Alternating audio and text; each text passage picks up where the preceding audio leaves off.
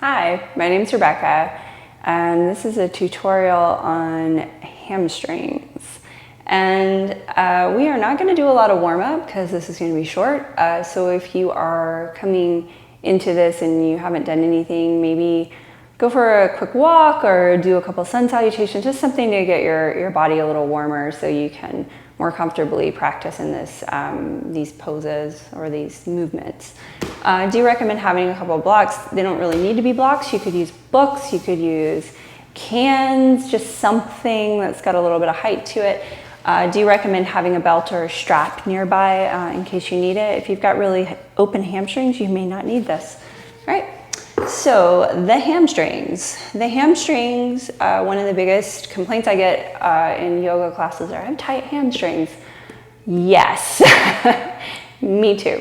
And also I have weak hamstrings. So it was a really interesting thing to me to do things that felt like they were tightening my hamstrings up, but I needed to do that in order to get them to open. So if you have a lot of tightness in your hamstrings and you've been stretching and stretching and stretching, the concept of strengthening before you stretch is something that you might want to incorporate into your practice. Another thing is learning about, it's called agonist and antagonist muscles. So the idea is when one muscle group is firing, there's an opposing muscle group that is opening. And that's a little basic of a terminology. That's not always what's happening, but basically if we're looking at the hamstrings, the idea is when your hamstrings are at extension, your quadriceps are contracting. And vice versa, when your hamstrings are contracting, your quadriceps are extending. So we're gonna play around with that a little bit. Okay, so first things first, with the hamstrings, the blocks are here. One of the things that I think is great for strengthening hamstrings are hamstring curls. And you don't necessarily need a weight to do this. You can do just body weight, you can just do the action. So one way that I like to do this is to do it in a low lunge. So I'm using blocks just because I don't want to have to work too hard in my upper body to keep everything from slumping. So I'm using the blocks just to give me a little bit more support so I can focus on my hamstring. So I've got my back knee down and I still want to be doing all the good work, but I'm going to try to pull my heel towards my sit bone. And if this is too much on your knee, there are other things you can do, but for our purposes, if you're already feeling it on your knee, pad your knee from the floor, maybe you put a blanket or fold up a towel and put it under it. And you don't actually have to bend your knee all the way. You can just think about doing this action. So I'm gonna get my legs active, pull my front heel, back knee towards each other to get my hips stabilized, squeeze my right glute in a little bit, and then try to pull my left heel towards my sit bone. So if this is all you can do, just do that. It's gonna fire your hamstring a little bit.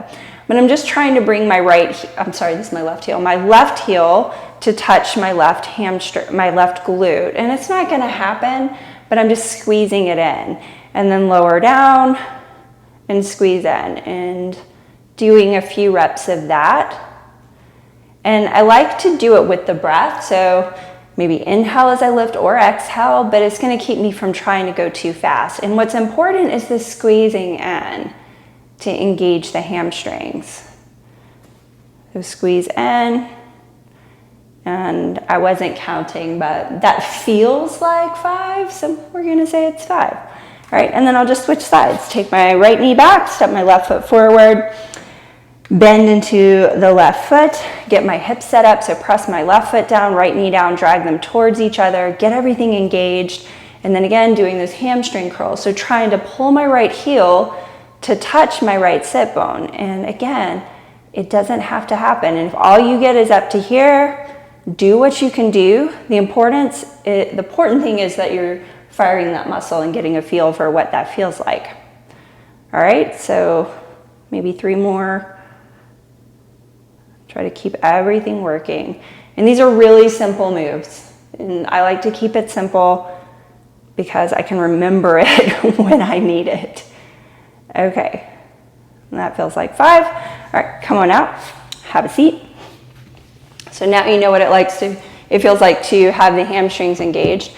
We're gonna do this motion of feeling the quads, the quadriceps. So the blocks are here just for something, just for an obstacle course really. And I would recommend using your hands so that you're not leaning back and coming out of the quadriceps. So hands on the floor beside you and curve your low back end. For me, I get a better engagement of my legs to point my feet. So you can flex your foot, dorsiflex your foot. Plantar flexion works better for me, so I'm gonna keep my feet pointed.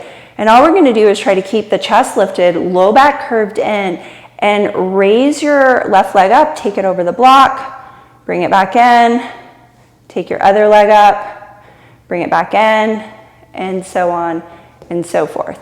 So as you see, I'm starting to lean back, and if you wanna up the ante, you can bring your hands to your heart, try to keep your chest lifted, and do that work. So I'm really starting to feel it in my quads. If I lean back a little bit more, it becomes hip flexors, not what I want. I want the quads. So to up the ante a little more, you can raise the blocks a little higher. I'm gonna keep them low just because we're trying to get through this. So I'm gonna go one over and take the other leg again. So bring it back to center, back in, over, try to keep your chest lifted, your low back curved in. And again, hands are great for this. And hopefully you're feeling some stuff right here. And just do that a couple more times, maybe one more time. Make sure you're breathing. Try to keep the integrity in your spine. Back in. Okay, so now that you're feeling your hips, your quads and your hamstrings, come onto your mat with your legs straight in front of you. And take your right hand to your inner left side, turn your leg inward, like manually rotate it inward. Take your left hand to your left glute and pull it back behind you.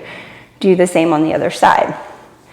So this is not to be a deep forward fold, and if you've got anything going on with your low back, give yourself some height under your hips to tilt your pelvis forward more. But I'm going to just recommend, refresh that, take hold of either your shins, your ankles, your toes. You can use the strap. We're really just doing this to feel the hamstrings. So don't worry about like pulling yourself into the pose. This is just something to hold on to. So I want to keep my spine long. I really don't want this to be happening. So with a long spine, press your heels down. And here are the hamstring curls that you just did. Try to drag your heels towards your sit bones to fire up your hamstrings a little bit. So it's not going to be as intense as when you were squeezing your heel to your sit bone, but you want to feel that muscle group working a little bit. And now press your heels down and try to engage your quadriceps by pulling your knee up towards your hip point, kneecaps towards the hip points, and just notice what that does to your hamstrings. Do that a couple times. Press your heels down, drag them back, and then pull your knees up towards your hip points. You don't have to straighten your legs, but you may feel like your legs start to straighten automatically. And then if you want to take it again, take it a little deeper. If you feel like you can take it in further into a forward fold. Again, we're not going into the deepest forward fold we've ever done. Press the heels down, drag them towards your sit bones, turn your inner thighs down, pull your kneecaps up towards your hip points, and just see what happens as you start to straighten your legs some. Take care of your low back, that your low back isn't rounding. And then release that. Okay, so where that comes in handy is in poses like Supta Padangusthasana or reclined hand to big toe. So you're going to come onto your back, and this is where the strap might come in handy. And a lot of times what happens in this pose is we get fixated on getting the big toe, and then this happens and it feels like it's stretching and my leg's not straight and I'm not really doing anything, everything's passive. Or if you are a knee locker, you just automatically settle into it and hyperextend the knee, and then you're like, yeah, I don't really get much of a stretch in this pose. So this is trying to combat both of those things. So I'm going to use a strap just for visual purposes. So I'm going to pull my left knee in and wrap the strap around my knee, around my knee, my foot. Okay. So holding onto the strap with your right hand, try to keep your left hand, try to keep your right leg active. And then as if you were doing those hamstring curls, pull your heel towards your sit bone. So you're going to start to bend a little bit and fire up your hamstring. Then pull your kneecap towards your hip crease to engage your quadricep and see if you can stretch into it. So refresh that again. Pull your knee towards your sit bone, fire up the hamstring, pull your kneecap towards your hip crease to fire up the hamstring or the quadricep, and then see if you can start to stretch your hamstring a little bit more. So I don't know about you, but now I'm getting a deep stretch here in the belly of the muscle rather than feeling it in the back of my knee or at my glute or the attachment site on the sit bone. And it's just more of an overall stretch for the back of the leg. It's much deeper. And maybe it doesn't look any different, but it feels different. And that's really what I'm going for. So release that, lower your leg down, and try the other side. And this really works for a lot of these poses where we're stretching the hamstring. We want to strengthen before we stretch. So wrap the strap around the ball of your right foot, hold the strap in your right hand, get your left leg active on the floor. So I am pressing my heel down there. And then I'm going to bend my right knee and try to think about drawing it towards my right sit bone until I feel the hamstring fire up. Then draw my right kneecap towards my right hip crease until I feel the quadricep fire up. And refresh that, do that again. Pull my heel towards my sit bone, pull my kneecap towards my hip crease, and then take in the stretch.